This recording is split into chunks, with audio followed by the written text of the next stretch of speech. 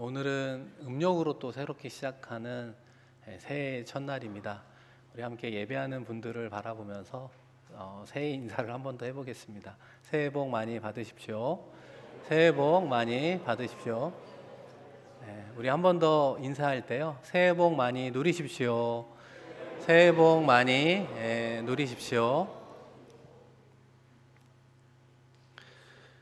새해가 시작하다 보니까 이 생활하는 콘도라든지 HDB 앞에 보면 이 복자를 붙여놓는 현지인들을 보게 됩니다. 그런데 어떤 집은 복의 그 위아래를 이렇게 돌려서 붙여놓는 경우가 있더라고요. 처음에는 잘못 붙였나 이렇게 생각을 했는데 신방을 하다 보니까 그런 집들이 더러 있더라고요. 복이 위에서 아래로 떨어져라, 이런 의미로 붙여놓는 것 같아요. 여러분, 그렇게 붙이면 복이 떨어지나요? 여러분 혹시 그렇게 붙이시진 않으셨습니까? 그런 좀 재미있는 현상을 보게 됩니다. 이 세상에서 말하는 복이란 무엇인가? 여러분, 어학 사전에 의하면 삶에서 누리는 좋고 만족할 만한 행운, 또 거기서 얻어지는 행복, 이렇게 표현합니다. 우리가 생각하는 복과 그렇게 다르지 않구나. 우리가 속한 삶의 자리에서 좋은 일이 생기고 그것으로 인해서 우리가 행복하다면 그것을 우리가 복, 이렇게 정의하고 있습니다. 그런데 여러분, 성경에서는 그 행복을 어떻게 정의하고 있을까요? 신명기 33장 29절 말씀인데요. 우리 한번 같이 읽겠습니다. 이스라엘이여, 너는 행복한 사람이로다. 여호와의 구원을 너같이 얻은 백성이 누구냐? 그는 너를 돕는 방패시요 내 영광의 칼이시로다. 내 대적이 내게 복종하리니 내가 그들의 높은 곳을 밟으리로다. 아멘. 이스라엘을 가리켜 왜 행복한 사람이라고 이야기합니까? 하나님이 너희를 구원했다라고 하는 거예요. 우리가 이것을 통해서 구체적인 복을 이야기한다기보단 복의 출처를 성경은 어디서 오는가 이야기합니까? 하나님으로부터 오는구나. 하나님으로부터 이스라엘 백성들에게 내린 구원이 그때는 복의 구체적인 모습이라고 하는 거예요. 그러니까 여러분, 복은 어디서 오는가? 하나님이 주시는 거죠. 하나님이 영원한 복이시요 하나님이 복 그 자체이기 때문입니다. 그렇기 때문에 여러분, 우리가 어떻게 복된 인생을 올 한 해 동안 살아가겠습니까? 하나님과 가까운 생활을 하면 복이 되는 것이고, 반대로 하나님으로부터 멀어지는 인생을 살면 복이 아니라 화의 인생이 될 수 있음을 성경은 우리에게 뚜렷하게 이야기하고 있습니다. 그런 의미에서 여러분, 오늘 말씀의 제목이 무엇입니까? 영광에 이르는 복이라고 하는 거예요. 우리가 살아가면서 하나님의 영광을 경험하게 되는 것이 궁극적으로 우리에게 복이다, 이렇게 이야기할 수 있습니다. 여러분, 오늘 말씀의 주인공이 누굽니까? 우리가 너무나 잘 알고 있는 나사로 아닙니까? 나사로가 죽은 지 나흘이 지났는데 예수님께서 그를 살려 주셨습니다. 다시 생각해 보면은 나사로에게는 그 중환병이 마치 죽음에 이르는 병이었는데 그가 예수님을 만나면서 영광에 이르는 복을 누리게 되었다라고 하는 것입니다. 사랑하는 성도 여러분, 우리의 삶의 자리에 문자적으로 정말 나사로처럼 죽음에 이르는 병에 걸리지 않을지라도 우리의 삶의 자리에는 크고 작은 고난과 그 고난으로 인한 고통이 우리를 마치 죽음에 이르게 하는 것과 같이 힘들게 할 때가 얼마나 많이 있습니까? 그런 면에서 우리는 나사로와 공통점이 있는 인생을 살아간다고 말할 수 있을 것입니다. 그렇기 때문에 우리의 삶의 자리에 다가온 그 고난과 고통을 우리가 어떤 주님을 만났을 때 복으로 바뀌게 되는가? 다시 말하면 화가 어떻게 복이 될 수 있는가? 오늘 말씀을 통해서 생각해 보려고 합니다. 우리에게 닥친 고난, 고통, 어려움이 변하여 즐거움이 되고 은혜가 되고 복으로 바뀌는 과정 속에 오늘 본문은 주님을 3번 만나는 모습을 우리에게 소개하고 있습니다. 첫 번째는 어떤 주님을 만나야 되는가? 위로자 되시는 예수님을 만나야 되는 것입니다. 오늘 함께 읽었던 본문 말씀 3절인데요. 우리 3절을 한 번 더 같이 읽겠습니다. 이에 그 노이들이 예수께 사람을 보내어 이르되 주여 보시옵소서, 사랑하시는 자가 병들었나이다 하니. 여러분, 이 말씀을 보면 나사로를 어떻게 표현합니까? 예수님이 사랑하는 자, 이 성경에서 예수님이 누구를 사랑한다는 표현이 그렇게 자주 나오지 않거든요. 그런데 지금 나사로는 어떤 은혜를 입은 사람이라고 성경은 표현합니까? 예수님이 나사로를 얼마나 사랑하는지 그 사랑하는 자가 병들었다, 이렇게 소식을 전하고 있습니다. 우리가 이 부분을 통해서 무엇을 하나 깨달아야 되는가? 예수님이 너무나 사랑하는 나사로에게도 중한 병이 걸릴 수 있었다는 것입니다. 예수님이 얼마나 우리를 사랑하십니까? 우리를 사랑하셔서 자신의 목숨을 내어주시고 우리를 구원의 길로 인도해 주신 주님 아니십니까? 그럼에도 불구하고 우리에게도 크고 작은 어려움을 허락할 수 있음을 우리는 기억해야 되는 것입니다. 우리의 삶의 자리에서 무엇이 가장 필요한가? 젊었을 때는 어떻게 보면 물질이라고 할 수도 있겠죠. 그런데 물질이 충족되면 권력이 좀 있어야 되는 것 같아요. 권력도 어느 정도 누리게 되면 명예도 있어야 되는 것 같아요. 그러나 인생을 살아가 보면서 그 모든 것보다 중요한 건 건강이구나라고 하는 결론에 도달하게 됩니다. 왜 그렇습니까? 건강을 잃으면 모든 것을 잃어버리기 때문에 그래요. 그런 의미에서 특별히 이 나사로 가정만큼은 우리 주님께서 어떤 은혜를 베풀어 주셔야 됩니까? 건강의 은혜를 베풀어 주셔야 됐던 것 아닐까요? 왜 그러냐면 나사로의 가정에는 부모님이 계시지 않습니다. 우리로 치면은 결손 가정이에요. 그래서 그 결손 가정의 가장 노릇을 누가 하고 있는가? 이 나사로가 하고 있었거든요. 그런데 그 나사로가 중환병에 걸려서 혹시라도 죽게 된다면 그 남은 마르다와 마리아 두 누이 동생들이 이 험한 인생을 어떻게 살아갈 수 있겠습니까? 우리 주님께서 나사로와 마르다 마리아를 사랑하셨을 뿐만 아니라 그 가정의 형편을 속속들이 알고 있음에도 불구하고 나사로가 중환병에 걸리는 일이 생길 수 있음을 우리는 꼭 기억해야 되는 것입니다. 우리에게 닥친 고난이 길어지게 되면 우리가 공통적으로 어떤 의심을 하게 되는가? 하나님은 살아계신가? 더 나아가 하나님은 정말 우리를 사랑하시는가? 그 사랑의 여부를 묻게 된다는 것입니다. 그런데 여러분, 무엇이 모순적일까요? 주님에 대한 사랑은요, 평화로울 때 누릴 수 있는 것이 아니라 고통 가운데 주님의 은혜와 사랑을 누리게 된다라고 하는 것입니다. 우리가 그것을 어떻게 알 수 있는가? 그 나사로가 병이 들었고 궁극적으로 죽게 되었노라 라는 비통의 소식을 들었을 때 우리 주님께서 어떻게 반응해 주십니까? 여러분, 요한복음 11장 35절 말씀, 예수께서 눈물을 흘리시더라.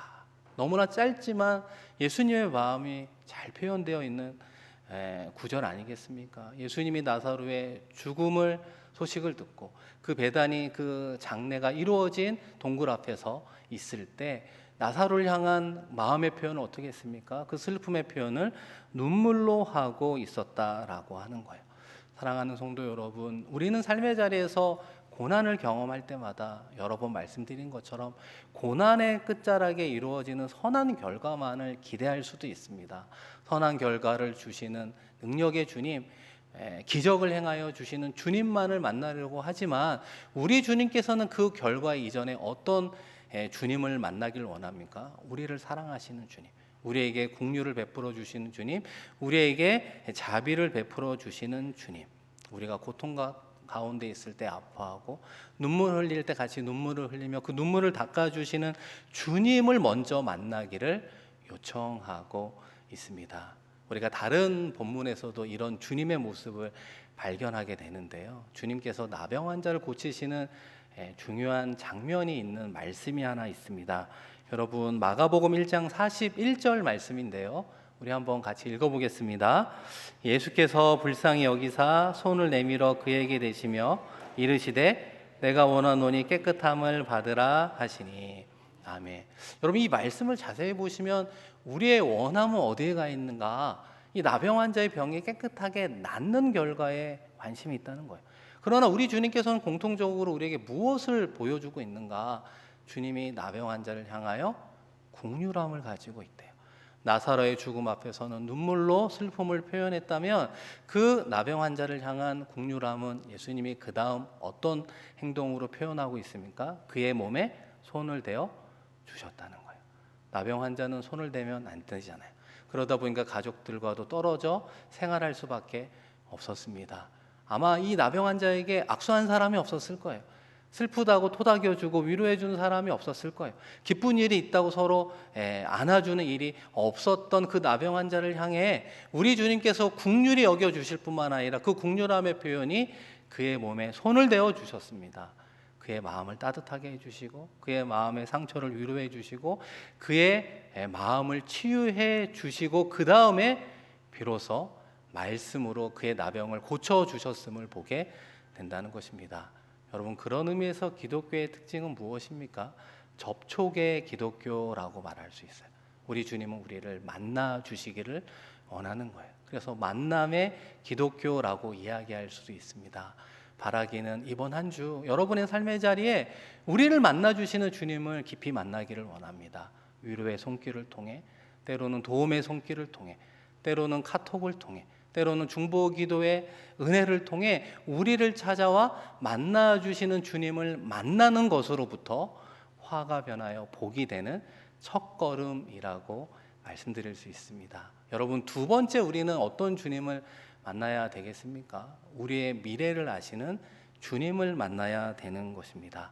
이 나사로의 여동생은 앞서 말씀드린 것처럼 나사로가 중환병에 걸렸다, 이 소식을 인편을 통해서 예수님에게 전하게 됩니다. 예수님도 나사로와 그 가정을 사랑하셨기 때문에 당연히 모든 일을 제쳐두고 이 베다니로 오셨을 거라고 기대했습니다. 그런데 그 소식을 들은 예수님은 어떻게 반응하고 있는가? 여러분, 본문 말씀 4절을 한번 같이 읽겠습니다. 예수께서 들으시고 이르시되 이 병은 죽을 병이 아니라 하나님의 영광을 위함이요 하나님의 아들이 이로 말미암아 영광을 받게 하려 함이라 하시더라. 우리가 이 부분을 통해서 어떤 예수님을 보아야 합니까? 여러분은 어떤 예수님을 믿고 있습니까? 나사로의 미래를 아시는 주님이라고 하는 거예요. 그렇기 때문에 죽을 병이 아니다, 당장 오시지도 않고 이틀이나 더 유한 이후에 오셨음을 보게 됩니다. 사랑하는 성도 여러분, 우리가 믿는 하나님은 어떤 분입니까? 우리의 과거와 현재와 미래를 아시는 분이에요. 더 나아가 우리가 모르는 것까지도 아시는 하나님을 우리는 주님으로 믿으며 나아가고 있습니다. 쉽게 말해 우리 주님은 나의 외로움도 아시고 나의 병든 것도 아시고 지쳐서 쓰러질 것도 알고 계십니다. 우리는 중환병에 걸리면 죽을 것 같은 생각밖에 없지만 주님은 그 다음 이어질 것을 알고 있다는 것입니다. 그것이 연약한 우리와 주님의 가장 큰 차이가 아니겠습니까? 우리가 가정에서 어린 자녀들을 키우다 보면 어릴 때 알지도 못하고 무리한 요구를 부모에게 하는 경우가 있습니다. 부모가 생각해 보니 그것을 주었다가는 반드시 후회하고 그것으로 인해서 아파하고 눈물 흘릴 것이 뻔하면 아무리 그 어린 자녀가 울고 떼를 쓴다고 원하는 것을 줄 수 있겠습니까? 줄 수 없는 것이죠. 더 울더라도 그것을 주지 않는 것이 부모의 올바른 선택 아니겠습니까? 어린아이와 어른의 결정적 차이가 있는 것처럼 지금 하나님 보시기에는 마르다와 마리아가 마치 어린아이와 같은 것입니다. 나사로가 중환병에 걸렸는데 주님 빨리 오셔야 되는데 혹시라도 때를 놓쳐 죽으면 이제는 끝이 나 버리는데 왜 오시지 않습니까? 라고 이야기하는 것이 마르다와 마리아의 입장이 되었습니다. 그러나 그들이 무엇을 모릅니까? 이틀이 지난 후 모든 장례가 끝난 후 주님이 그 무덤에 가셔서 이야기합니다. 나사로야 나오너라. 생명의 말씀을 선포함으로 나사로가 베옷을 입은 채로 나오게 되어 그 죽음에서 다시 살아나는 기적을 경험하게 되었다는 것입니다. 우리 주님은 그것을 알았기 때문에 나사로가 죽을 병이 아니라고 말씀하시고 이것은 하나님의 영광을 위한 것이라고 말씀하실 수 있었습니다. 그러나 마르다와 마리아는 그것을 알 수 없었기 때문에 자신의 문제의 늪에서 빠져나오지 못했죠. 생각해 보면 우리도 마르다와 마리아 같은 삶을 살아가고 있는 것 아닙니까? 우리는 너무나 급한데, 우리는 너무나 주님의 응답이 필요한데 주님께서는 왜 아무런 응답을 하지 않는가? 우리는 미래를 알 수 없기 때문에 조급하고 그 가운데 불안해할 수밖에 없다는 것입니다. 오늘 말씀은 그것이 어디로부터 오는가? 어떻게 보면은 영적인 무지에서 오는 결과라고 이야기할 수 있습니다. 사랑하는 성도 여러분, 우리는 고난의 현장에서 어떤 예수님을 두 번째로 만나야 됩니까? 우리의 미래를 아시는 주님. 우리의 미래를 아실 뿐만 아니라 아시기 때문에 가장 선하게 인도하시는 그 주님을 믿는 믿음이 우리 가운데 성장하기를 주님께서 원하고 있다는 거예요. 우리가 과연 우리의 미래를 아시는 주님을 정말 잘 믿고 있는가? 그분이 정말 우리의 인생길을 가장 선하게 인도하시는가? 라고 하는 그 부분을 어떻게 테스트해 볼 수 있을까요? 우리가 2023년 음력으로 새해를 시작하며 여러분이 갖고 있는 바람과 소원, 기도의 제목들이 있잖아요. 여러분이 준비한 계획이 있잖아요. 여러분이 꿈꾸는 프로젝트가 있잖아요. 여러분이 열심히 하려고 하는 사업이, 현장들이 있잖아요. 그것을 생각할 때 여러분의 마음이 어떤 마음이 찾아옵니까? 혹시라도 불안이 찾아오나요? 걱정이 찾아옵니까?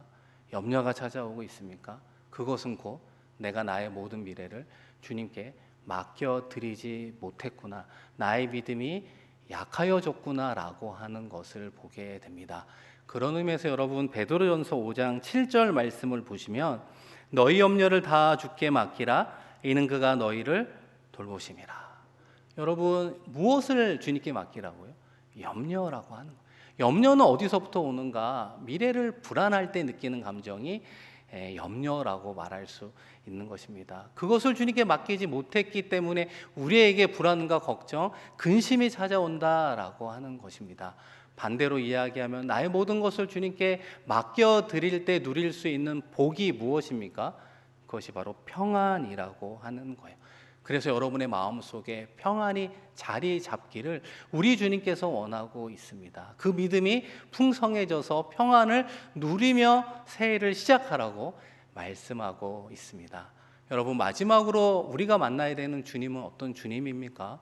부활의 주님을 만나야 되는 것입니다. 이 말씀을 쭉 듣다 보면 이런 질문을 속으로 할 수 있습니다. 목사님, 그렇다면 우리도 중환병에 걸리면 나사로처럼 기적적으로 회복이 다 되는 겁니까? 우리의 삶의 자리에 크고 작은 문제가 있는데 나사로처럼 무조건 끝에 가면 다 해결이 되는 겁니까? 우리에게 고난이 있고 그 고통으로 신음하고 있는데 끝에 가면 나사로처럼 다 해결이 되는 것입니까? 라고 하는 질문을 할 수 있습니다. 여러분 어떻습니까? 여러분의 신앙의 여정을 뒤돌아보면 여러분은 그런 질문 앞에 어떻게 대답을 하겠습니까? 하나님만이 아십니다. 그죠? 우리는 모르죠. 그렇게 될 수도 있고 그렇게 되지 않을 수도 있다는 것입니다. 그런데 우리가 이 마지막 부활의 주님과의 만남을 통해 어떤 것을 확인해야 되는가? 공평하신 하나님을 만나게 된다는 것입니다. 여러분 한 번 더 생각해 보면요, 죽은 나사로가 다시 살아났습니다. 그건 기적 같은 일이죠. 그런데 그 다음 나사로는 어떻게 되었을까요? 지금까지 살아 있습니까? 지금까지 나사로가 살아있나요? 그렇지 않아요. 나사로는 언젠가 우리가 아는 것처럼 다시 죽었을 것입니다. 우리 모두가 죽음이란 통과 의례를 거치는 것처럼 나사로도 나중에는 죽었다라고 하는 것입니다. 그런데 어떻게 공평하신 하나님을, 부활의 주님을 통해서 알 수 있습니까? 우리 모두 죽음이 끝이 아닌 것을 알고 있기 때문에 그렇습니다. 우리가 예수님을 어떻게 표현합니까? 잠자는 자들의 첫 열매가 되어 주셨다는 것, 부활해 주셨다는 것, 죽음과 사망의 권세를 깨뜨리고 부활하신 주님처럼 우리도 부활할 것을 믿습니다. 그 부활의 신앙, 부활에 대한 믿음, 부활에 대한 확신이 있을 때 우리의 삶의 자리에서 경험하는 크고 작은 고난들을 이길 수 있는 힘이 되더라. 그것이 공평하신 하나님이 우리에게 주시는 약속이라고 하는 것입니다. 여러분은 부활의 주님을 믿습니까? 그 부활의 주님을 따라 부활할 것을 믿습니까? 그 부활의 확신 가운데 승리하기를 축원합니다. 그 부활의 신앙이 우리 가운데 있어야 되는 것입니다. 작년 10월 말에 저희 어머니 장례가 있었습니다. 저희 어머니가 그 당시 85세에 소천하게 되었는데 여러분은 잘 모르시겠지만 저희 어머니가 상당히 건강하셨거든요. 다른 사람이 보기에는 70 중반으로 보실 정도로 사실 건강하시고 다른 분들이 다 백수하신다고 이야기를 했거든요. 그런데 너무나 갑작스럽게 하나님의 부르심이 있었습니다. 더 나아가 저희 어머니가 목사님이라고 제가 몇 번 말씀을 드렸잖아요. 그 이후에 새벽 제단을 걸으신 적도 없고 누구보다도 성령 충만하고 복음을 증거하는 삶을 평생 드렸던 목사님이었는데 어떻게 그렇게 갑자기 부르셨는가라고 하는 의문점이 많이 있었습니다. 쓰러지시고 나서 일주일간 중환자실에 계셨는데요. 그때 우리 가족 모두가 어떻게 기도했겠습니까? 온전히 회복은 되게 어렵다는 의사의 소견을 듣고 부분적으로도 회복하며 깨어나기를 기도했습니다. 그런데 어떻게 됐습니까? 깨어나시지도 못하고 정신만이라도 온전히 한번 돌아오는 시간이 있었으면 마지막 가족들과 유언이라도 서로 나누고 이야기하고 어머니 사랑합니다라고 하는 이야기를 들려줄 수 있는 기회조차 없어진 경험을 하게 됐습니다. 오늘 말씀을 준비하면서 나사로와 같은 기적은 바라지도 않았을 수도 있지만 어떻게 온전한 회복은 아니더라도 앞서 말씀드린 은혜는 경험하지 못하고 끝이 나는가라는 생각을 하게 되었습니다. 그런데 여러분, 그 장례를 치르면서 제가 두 가지 은혜를 깨닫게 되었습니다. 첫 번째는 무엇인가? 앞서 말씀드린 것처럼 부활의 주님이 우리에게 얼마나 큰 위로가 되고 소망이 되는가를 알게 되었습니다. 사흘간의 장례 가운데 조문하셔서 위로해 주신 많은 분들의 위로도 정말 고맙고 감사했습니다. 그러나 혼자 있는 시간이 있을 때마다 부활의 주님처럼 우리도 저 천국에서 어머니를 만나고 대화하고 건강한 모습으로 영생 복락을 누릴 수 있는 길을 우리 주님이 열어주셨구나라고 하는 그 소망이 우리에게 가장 큰 위로가 되었던 것입니다. 그리고 나중에 깨달은 은혜가 하나 있습니다. 그 당시는 잘 몰랐는데 이렇게 수개월이 지난 후 우리는 어떤 주님을 만나게 되었는가? 우리의 가정, 우리의 가족을 세밀하게 아시는 주님을 만나게 되었습니다. 제가 자세한 이야기를 드릴 수는 없지만 우리 주님께서 정말 우리의 생각을 아시고 우리의 대화를 들으시고 우리의 삶의 자리를 정말 정확하게 알고 계시는구나라고 하는 확신을 가질 수 있는 세밀히 아시는 주님의 만남의 은혜를 누리게 되었습니다. 겉으로 보기에는 화로 끝난 일일 수 있지만 안으로 들어와 보면 복으로 바꾸어 주시는, 그래서 궁극적으로 우리의 가정을 가장 선하게 인도하시는구나 라고 하는 은혜와 복을 누리게 되었습니다. 사랑하는 성도 여러분, 올 한 해가 새롭게 시작이 되었습니다. 저와 여러분의 공통점은 무엇일까요? 삶의 자리에 고난과 고통이 없는 사람은 없다는 거예요. 그러나 그것이 화로 끝나는 인생이 아니라 복으로 바꾸는 새해가 되었으면 좋겠습니다. 어떻게 복으로 바뀌는 인생을 살아가겠습니까? 그 가정 가운데 위로하시는 주님을 깊이 만나고 우리의 미래를 아시는 주님 앞에 우리의 마음의 소원과 계획과 모든 것을 맡겨드리는 믿음의 성장과 성숙이, 그리고 더 나아가 그것이 부활의 주님을 믿는 절정의 믿음을 소유할 때 하나님께서 저와 여러분의 삶의 자리에 예비하신 복을 허락해 주실 줄로 믿습니다. 하나님이 허락하신 복을 올 한 해 충만히 누리는 데 승리하는 저와 여러분 되기를 주님의 이름으로 간절히 축원드립니다. 우리 이 시간 함께 말씀을 기억하며 기도하겠습니다. 새해를 시작하며 우리의 마음의 바람과 소원과 때로는 많은 기도의 제목들이 있습니다. 우리가 원하는 대로만 이루어지는 것이 복이 아님을 우리는 인정해야 됩니다. 그 이전에 우리가 무엇을 만나야 됩니까?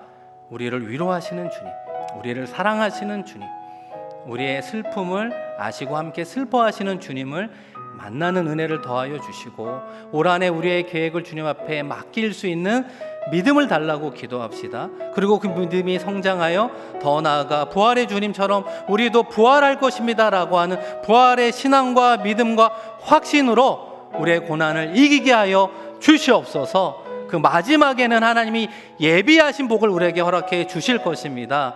그 복을 누리는 데 승리하는 한 해가 되게 하여 주옵소서. 이 시간 말씀 기억하며 간절히 하나님께 기도하겠습니다. 할렐루야. 하나님 아버지, 이 시간 이 자리에 우리를 예배자로 불러주시니 고맙고 감사합니다. 무엇보다도 하나님 우리에게 베풀어 주신 구원이 놀라운 복임을 고백하며 나아가게 하여 주옵소서. 아버지 하나님의 자녀가 되었다는 것이 놀라운 복이요, 우리에게 평안을 주시는 것이 놀라운 복이요, 우리의 인생길을 가장 선하게 인도하시는 것이 하나님의 복임을 깨달으며 나아가는 우리 모두가 되게 하여 주시옵소서. 우리가 바라는 대로만 이루어지지 않을지라도 우리의 기대를 넘어 가장 좋은 것을 주시고 가장 선하게 인도해 주실 것을 믿는 믿음으로 나아가 승리하는 우리 모두가 되게 하여 주시옵소서. 그 주님과 동행함으로 올 한 해 승리하기를 원합니다. 예비하신 복을 경험하는 우리가 되게 하여 주셔서 영광에 이르는 복을 누리는 축복받은 자들 되게 하여 주시옵소서. 부활의 신앙으로 말미암아 고난과 고통 가운데 때로는 신음하며 넘어지며 절망할 수밖에 없는 그 자리에서도 당당히 이기며 나아갈 수 있는 은혜를 더하여 주시옵소서. 주님 도와주시옵소서. 주님